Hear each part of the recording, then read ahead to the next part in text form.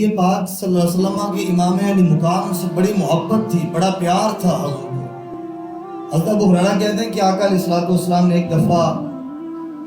حضرت امام علی مقام کو بوسہ دے رہے ہیں، چوم رہے ہیں، اور ساتھ یہ کلمات کہ اللہم انی احبہ فاحبہ، اے اللہ میں حسین سے محبت کرتا ہوں، تو بھی حسین سے محبت کر۔ تو یہ محبت ہی آقا علیہ الصلوۃ والسلام کی امام علی مقام سے۔ ایک موقع پر آقا علیہ الصلوۃ والسلام نے فرمایا، حضرت امام علی مقام کو اٹھایا ہوا ہے حضور نے،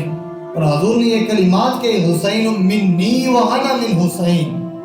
احب اللہ من احب حسینا، کہ حسین مجھ سے ہے، میں حسین سے ہوں، اور اللہ اس سے محبت کرتا ہے جو حسین سے محبت کرتا ہے۔ یعنی اس قدر آقا علیہ الصلوۃ والسلام کی محبت تھی امام علی مقام سے۔ اور ایک موقع پر فرمایا الحسن والحسین سیدا شباب اہل الجنہ،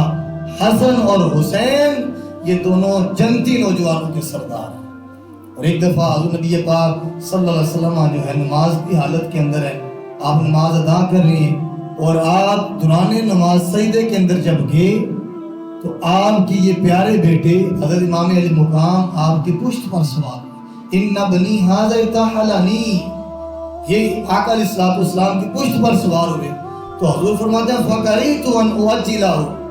مجھے یہ پسند نہ آیا کہ میں انہیں نیچے اتاروں،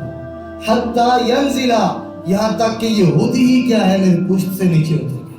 نہیں، حضور نماز کے اندر ہے، سجدے کی حالت میں ہے، اور امام علی مقام آپ کی پشت پر سوار ہے، آقا نے انہیں نہیں اتارا، یہ نہیں کہا کہ اے حسین نیچے اتر جو نماز کے اندر ہے، بلکہ کیا حتی ینزلہ، امام علی مقام کا جب خود ہی دل چاہا تو آپ آقا علیہ الصلوۃ والسلام کی پشت سے نیچے اترے۔